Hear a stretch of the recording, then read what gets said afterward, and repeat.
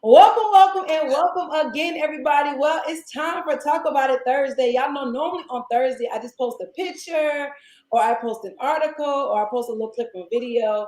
But today, I got the Today. privilege and the honor to have a special guest on, my friend, my sis, my mentor, my coach, the one and only Camille Westmorland, aka the System Maven.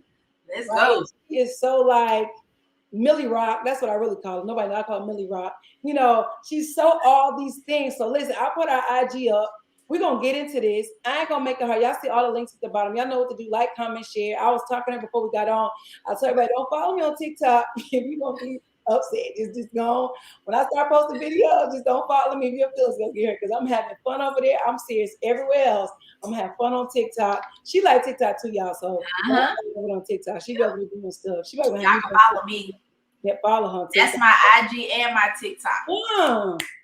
Her IG and her TikTok. You know I call it TikTok. Don't judge me. I just do. I don't know what I call it. You know what I call it, right? So since it's Talk About It Thursday, Millie Rock, I decided that I'm gonna hit you almost like a flashcard kind of thing of your thoughts. Okay. Uh-huh.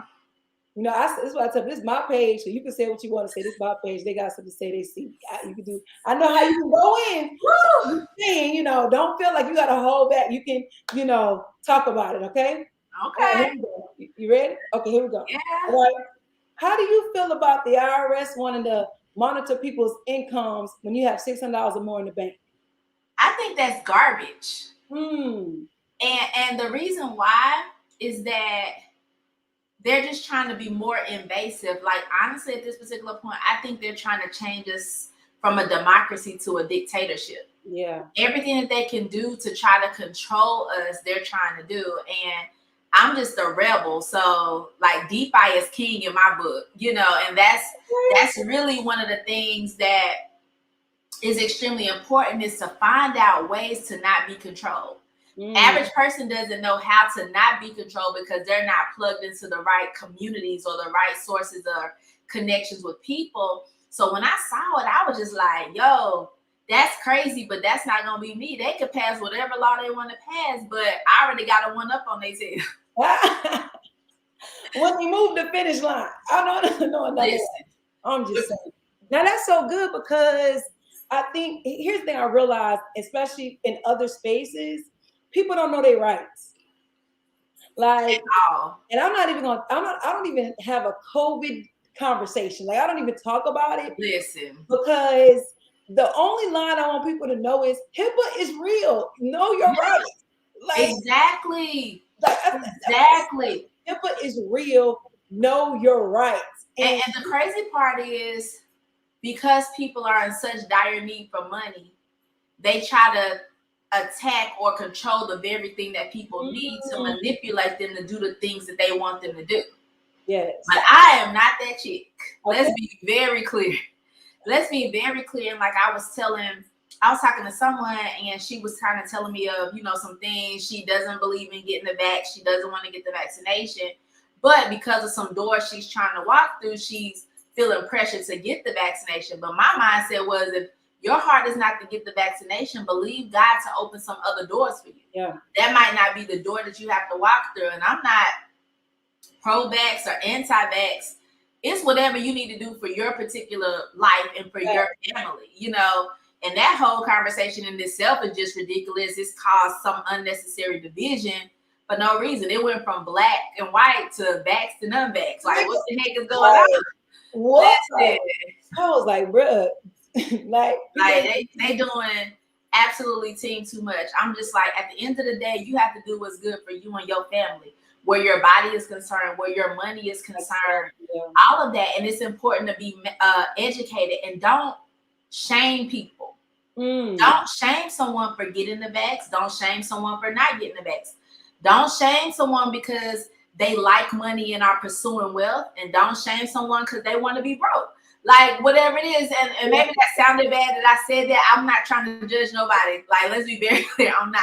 But, no, that's good. I said basically no, because they want to be broke. I was like, who wants to be and I don't mean broke, but they want to be, they want to be comfortable. They want to be comfortable because sometimes people don't want to do the extra work it takes to create real wealth. People think getting 2, 3, and 4 jobs is going to lead to wealth, but it's really not. Your job doesn't even keep up with inflation. But I'm not knocking the person that is okay with that. I just know for me, I wasn't okay with that. And so I respect a person's choice to not pursue their own business or to not pursue wealth.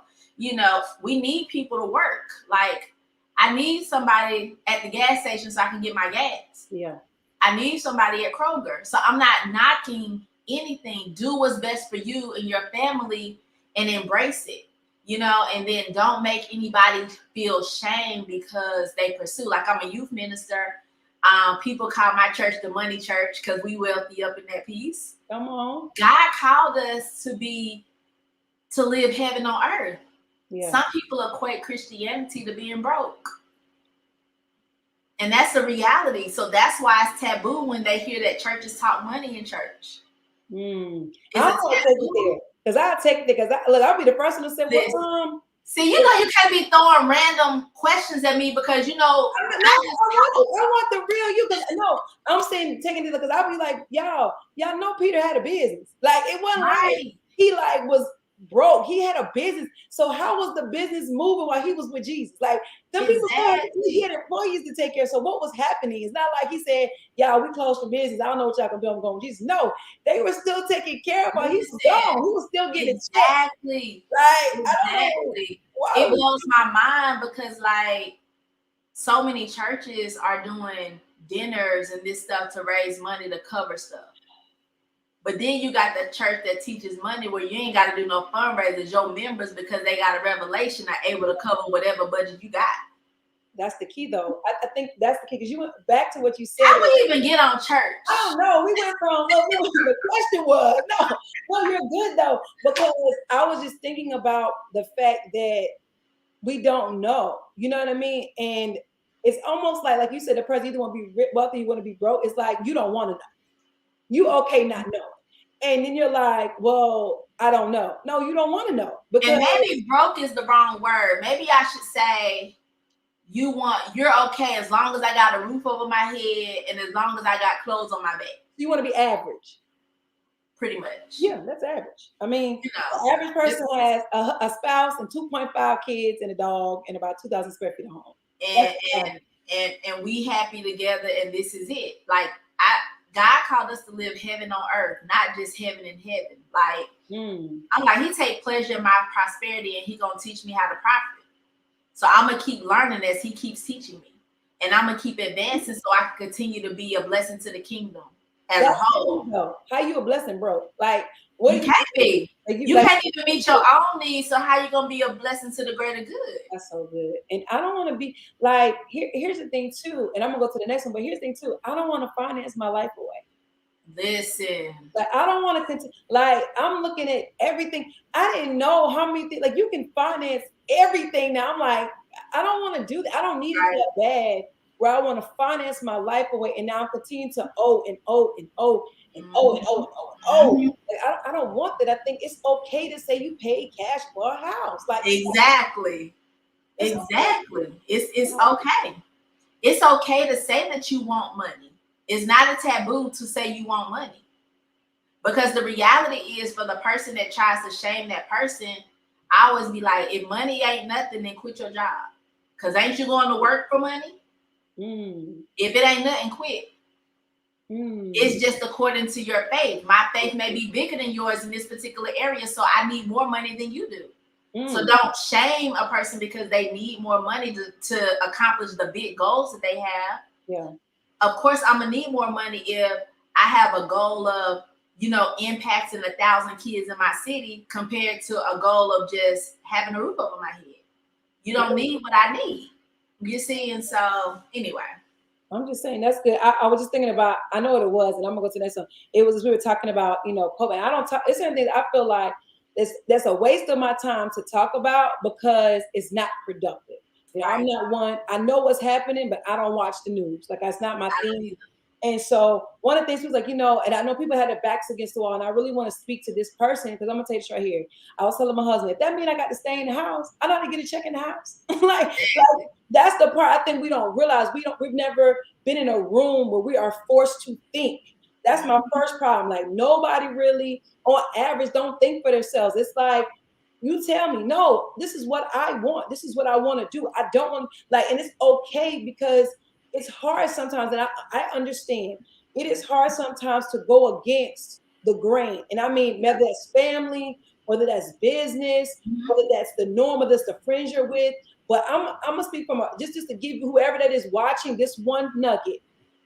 When I got married the second time, no one really knows I got married the first time. I was gonna say you was married before. Yeah, I never. That's the man that should not be named. That's all we don't talk about it. It's like just gonna hang that up. No, but I was. I know. See, you don't even know. You like, I thought y'all was together forever. We say that all the time. We've been married for 13 years. In the spirit, we've been together 25. It's our little thing.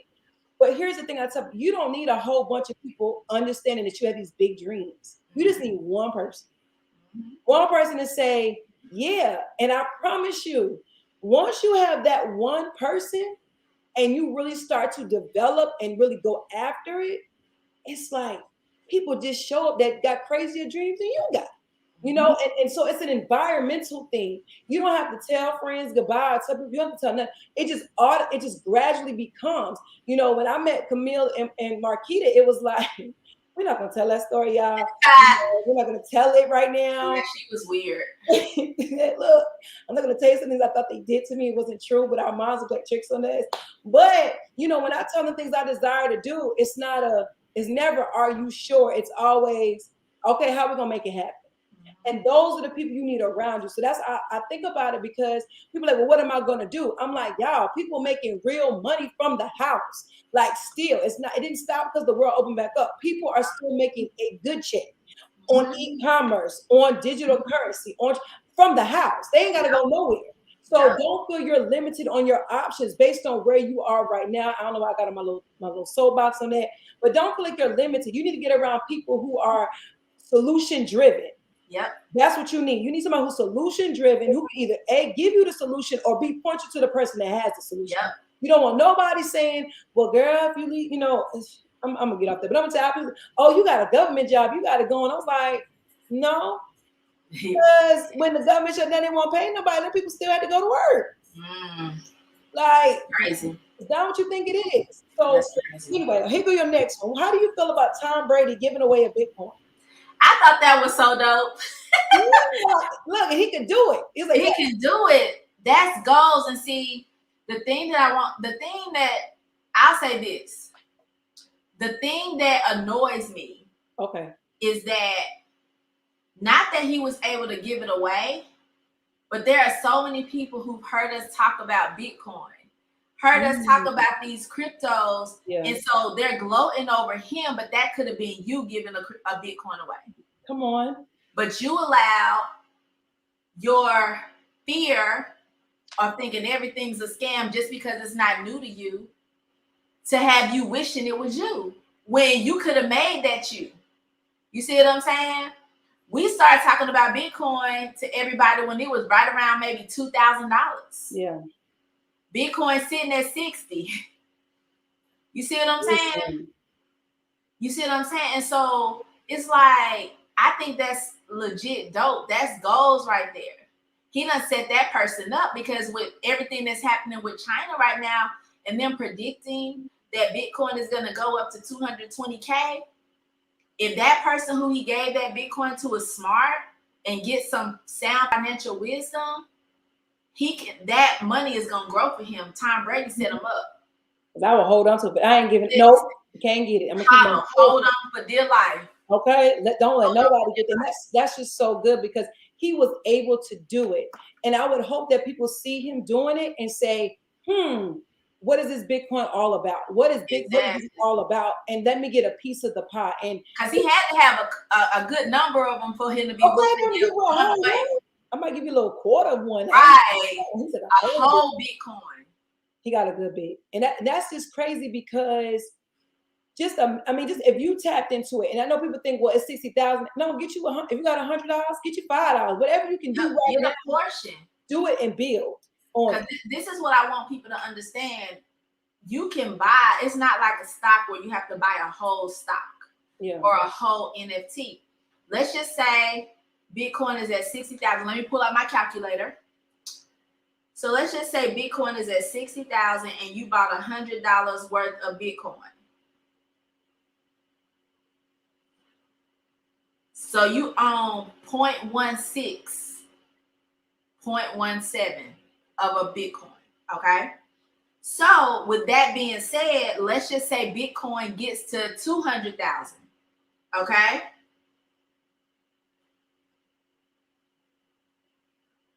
The system Maven is at work, yeah. That $100, even though it may not have seemed as a lot, has grown up to $340. Look. And you ain't have to do nothing. So imagine if you put 1,000, it's going to 3,400. Imagine if you put 10,000 and it hits 200, you're going to 34,000. Do you see what I'm saying? So it's about owning a portion. So for people to feel like it's too late, it's never too late. And you can keep buying. You can keep accumulating. You see what I'm saying? And so within our academy, we have educators that teach us the movements and shows us the movements projected with these particular cryptos so that you don't buy at the wrong time. There is a thing called buy low, sell high. So what happens is when a particular coin is rallying and shooting up, people are like, let me go buy, versus waiting for it to level out and correct so that you don't put your money in and it drops and your money is dropping. That's how you get caught, because you're just trying to do it on your own because you're not willing to invest in yourself to really get the real knowledge and understanding of what you're doing. And you're following the crowd. Like, you're not learning. You said, I don't have the knowledge. I see everybody doing it, so I'm going to do it. And then when it does correct, which Bitcoin did at a point, it corrected, you're like, oh, well, I knew it wasn't about nothing. No, everybody, I was like, yes, drop a little more and get some more. Exactly. Like, that's an understanding of a mindset that, I'm not following the crowd and but I'm actually taking the time out to learn a space that really, I was talking earlier and I was just saying that I don't care that you trade. Like, that's not people. When you get over here, you're going to catch the bug to trade. People, it ends up happening. But if you just learn to buy and hold, if you just understand how NFTs work, if you just get DeFi banking, your whole attitude towards investment will shift. Exactly. And it doesn't take a lot to invest. So I don't want you to feel like you got to have all this money. When I first got into the world of investing with cryptocurrency, I set a goal of $5 a week. Could be a minimum of $5 a week in Bitcoin. As I saw it growing, I immediately was like, okay, now you go to $10 a week. Now you go to $20 a week, $500 a week, $1,000 a week. So you grow at your level, but the key is to at least apply the principle. Because the way that cryptos move and how they're, changing the game, it could be a blink of an eye, and the crypto that you got that was $1, you turn around and that mug $30 and you up and stuck, right? Come on now. So I'm just saying, it's about applying the principle at the end of the day. Come on, principle. Okay, what do you feel about the statement, the rich get richer and the poor get poor? I think that statement means that the rich get richer and the poor get poor. I can't with you. Okay, so the reason that, so with regards to that statement, when you're wealthy or getting money, you're always looking, how can I grow my money more? The poor or the less fortunate, they are so consumer minded that they stay poor. Because instead of, like, you can have an option. You got $1,000, you got $13.99. Buy an iPhone or start a business. They're going to buy that iPhone, right? You got $500, right? Buy these shoes and outfit or put it in crypto. They're going to buy the shoes and the outfit. Yeah. One of the things that Dr. Jewel always told me was that the difference between the rich and poor is information. But it's actually knowledge applied as well. Because you can have the information all day and not apply the knowledge. That's good. And so the rich or the wealthy, they are applying the knowledge and the things that they're learning. or let's just say a wealth mindset, because you may not be there financially yet, but just like we just talked about applying the principle, you start there and you will grow there. I always tell people, if you desire to have 6 figures in the bank or 7 figures in the bank, but you can't see investing 4 figures into yourself, you're not really serious about wanting that wealth. I spent almost 6 figures on college educations, hoping that I would get a 6-figure salary, and it did not happen for me. But once I started my business, and once I started investing in continual wealth education for me and my family and my business, I saw the 6 figures I was looking for. And now I'm working to push myself to 7. That's good. So it's really about applying the knowledge and not thinking everything's a scam, and talking to people who you wouldn't even switch bank accounts with. Like, if someone who has results is sharing something with you and they connect you with someone who has the fruit, why would you go talk to a family member who is the same level you at, that's not even trying to progress to get their opinion? They haven't walked through it, so they don't know. Yeah. If you decide you want to go to college to get a degree, you're not going to talk to your sister about going to get that degree and what she think if she ain't never, it's a job. Anything that sounds like a job, people going to say do it. But anything that sounds like an opportunity for investment and growth and starting your own business, I don't know. Yeah. Stay where it's safe. Go get a job. Yeah. A job creates ceilings for you. They tell you what you worth. Your business, you tell yourself what you worth. So no, that's good. I just to add one thing I realized from that statement, for me, as I've been around more 7, 8, 9-figure earners, is that I realized with wealthy people, their initial thing is to get seeds. And so once their seeds produce, my favorite thing is an apple tree. They don't consume the tree. They take another apple from that tree and go put it in another tree and grow another tree. Yep. So now eventually they have an apple orchard. Yep. So, and I think that's the piece we miss out on. It's almost like, I want to do all this. And you should be like, I'm not saying you should reward yourself, right? But I'm also saying that when you get seeds from a job, it's really what is that money you get, that's a seed to do something else for growth. And something you said that was just really powerful. You said, listen, and I said it today, someone says, hey, to get an I Am Master Academy, it's $234.95. No, $234.95 for just for the digital currency package. That was like, they said, oh, that's a lot of money. But they're not like, y'all go, I go to college. I'm like, I got 6 figures in debt, okay? I'm one of the people that do work my degrees, but I have a business. And here's the thing. I invested in me. I didn't invest in the University of Alabama. I didn't invest in the University of Massachusetts. I invested in me. I said I was worth the investment of 6 figures to get what I needed to grow. And so if we look at things like that, when I watch that millionaires, billionaires, they spend a tenth of their income, 10% of their income on education, and I don't mean to institution. I'm talking about they spending $10,000, $30,000 to sit in front of Bob Proctor, to get in front of Tony Robbins. Like, they spend this kind of money. I understand why they're like, what's $10,000 when that can return me $1 million? It can turn me $3 million. And so I think if we look at it from that scale, we would look at it totally different. That this 325, this 275 can yield me how much? And I'm gonna say this right, not even from a numbers perspective. It can yield you relationships you would never have. I made a statement that this investment didn't just get me, a different level, but it gave me access to certain people. Right. And that's what you really, when I think about alumni with certain schools, you didn't pay for that. You paid for the access to the people. Yep, exactly.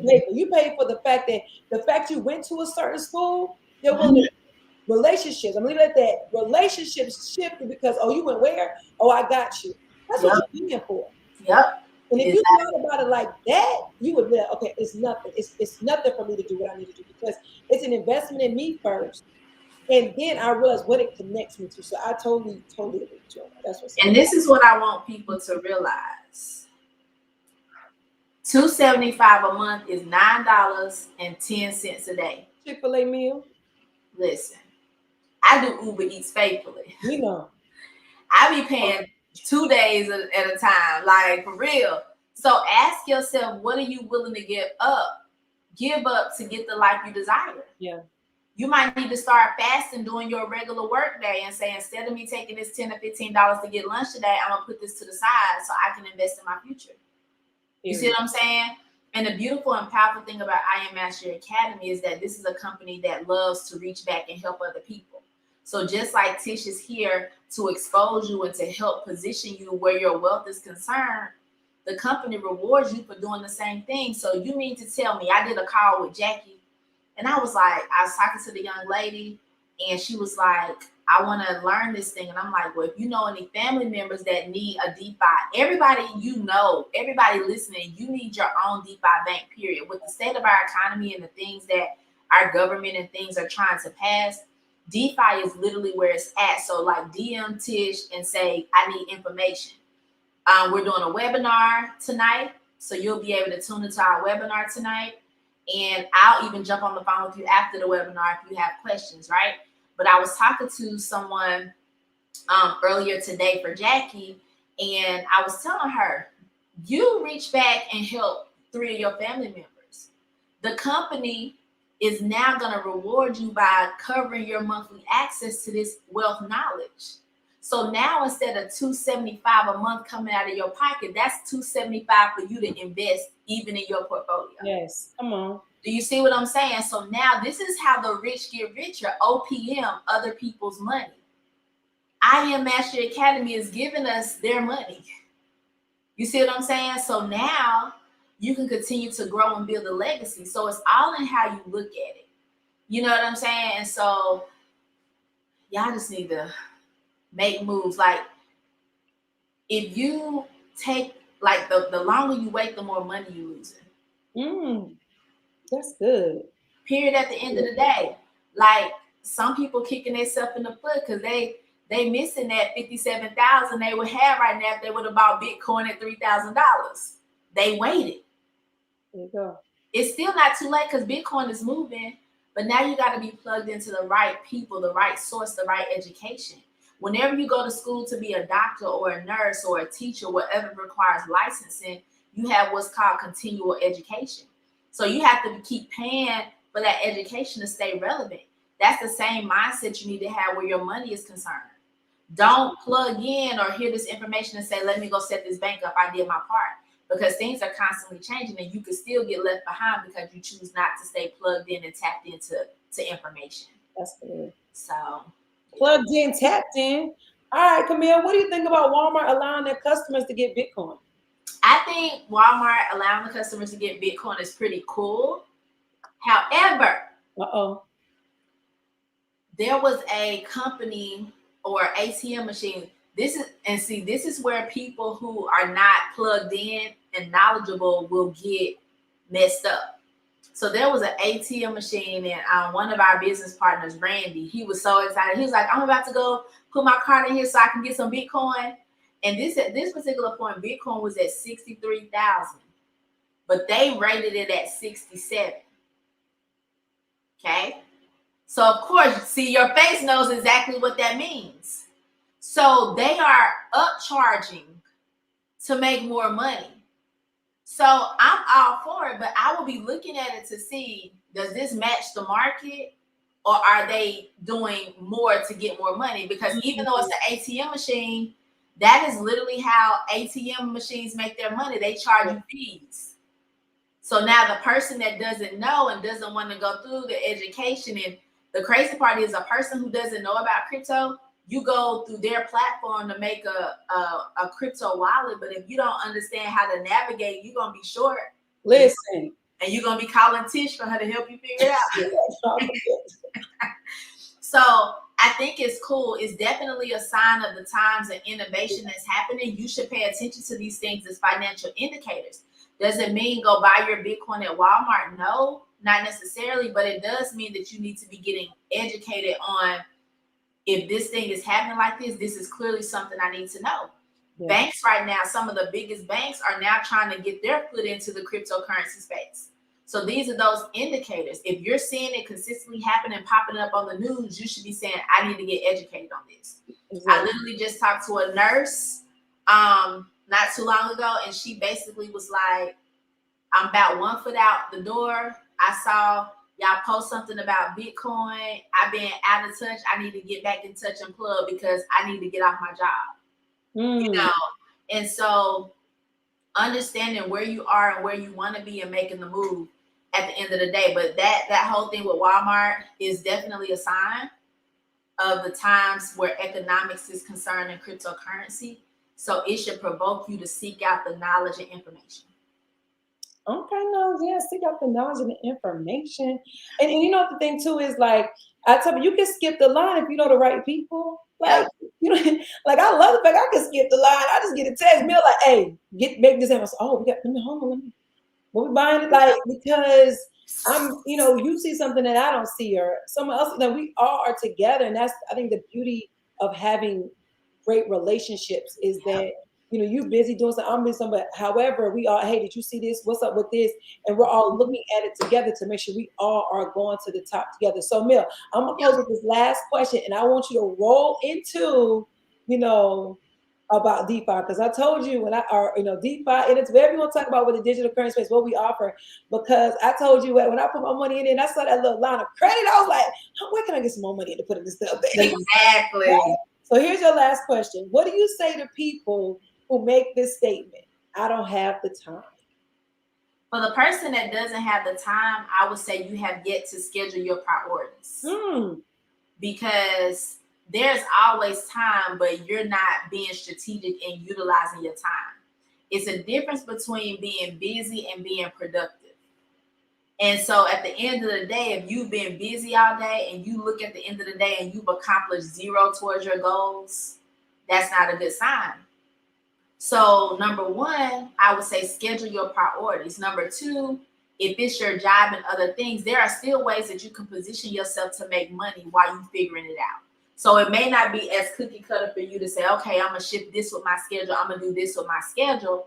But that's why cryptocurrency and DeFi and all of this stuff is extremely important, because with the busy schedule, if you're sitting here watching this live, or you should have texted your husband or your best friend, you got enough time to do DeFi.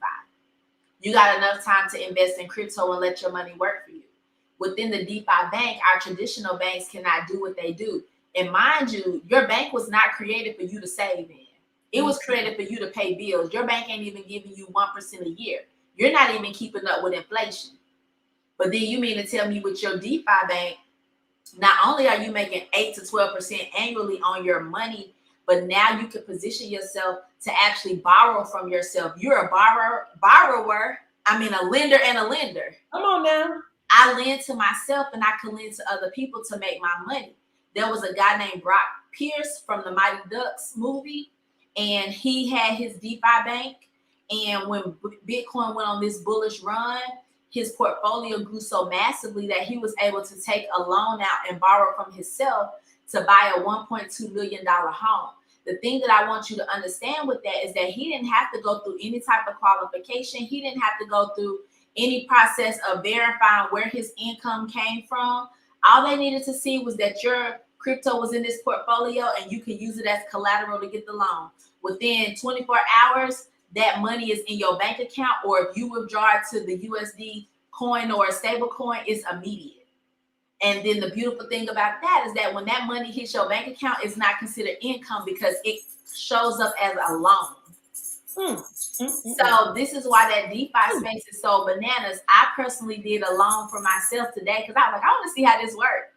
Tish, do you realize that they're giving you a loan from their money and using your crypto as collateral, so your crypto stays in your portfolio, so your portfolio does not change?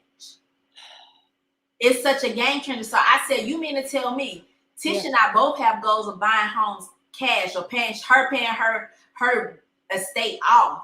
So you mean to tell me that I can keep putting my money in crypto, I can keep having my money grow? And mind you, in the DeFi space, they don't ask for your gender, your age, your social security number, or whatever. So your money is safe and secure, and the IRS can't be all over your back trying to see what you got going on. This creates that privacy that you deserve.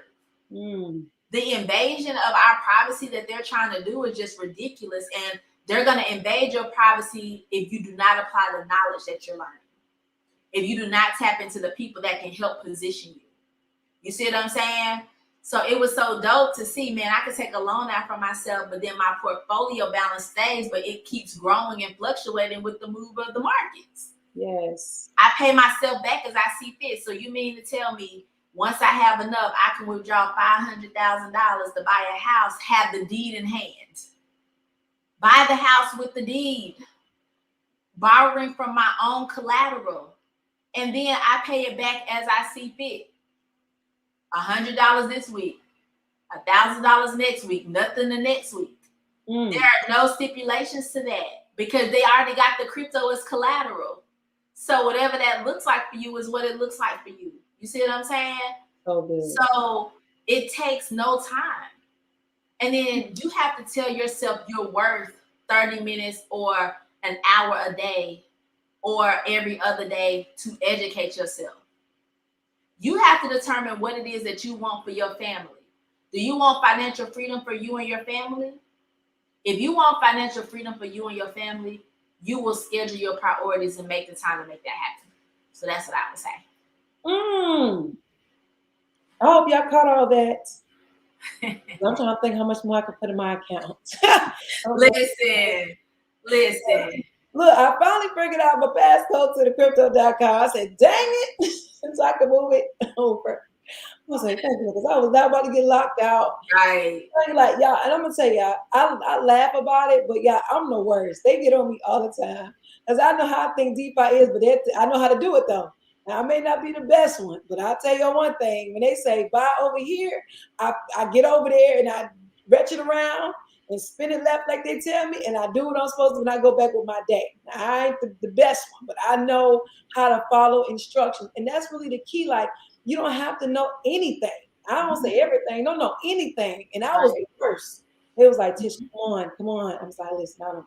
We were on a text group about NFTs. Okay, we were like in line waiting for NFT together on text messages. Like, you in, where your space at? Like, that's the kind of community environment we create. That it's not just what I don't know what I'm doing. We didn't know what we was doing. We was learning as we was going on a text message. We weren't on no conference call. We wasn't no voice. Right. On text. Where are you to like, oh man, we missed it. Okay, this is what we got. Like, we were teaching each other on a text. That's what I'm telling y'all. You don't have to feel like you don't know. I know Kamala has her favorite educator. I'm just gonna run this down real quick. 4 ways you can grow in this space off of one academy, and that's the Digital Currency Academy. DCX is what it's called. I want you to be an elite member personally. Yeah. But most importantly, I want you to make sure you're in this digital currency. There's 4 ways. Number 1, NFTs. Now, NFTs, I call them like baseball cards. If y'all think back in the Pokemon cards, people traded them and then they bought them for a certain price and they grew in value and then they sold them, right? Same concept. The only difference is not only can you be able to grow your portfolio buying them, but you can create them, right? Which is so dangerous. So Coach got on question, like, y'all know your great NFTs off of event tickets? I was like, what? And she was like, yeah, I was over here and I'm not going to tell you all she said. I said, what? What if I add that to my events? Let me see what we're about to do, right? These are things that you can do, right? In addition to that, you can buy and hold, right? There are over 10,000 cryptocurrencies. What if you got on with someone and said, listen, these are the top whatever. These are the top, whatever 500, or even if it's the top 10. And these are the ones that are new projects. And this is how you research them. Like, you'll know all of this. And you don't have to have a whole lot to make a whole lot happen, but it just feels so good that somebody who loves doing it going to drop you a little crumb to tell you what to do.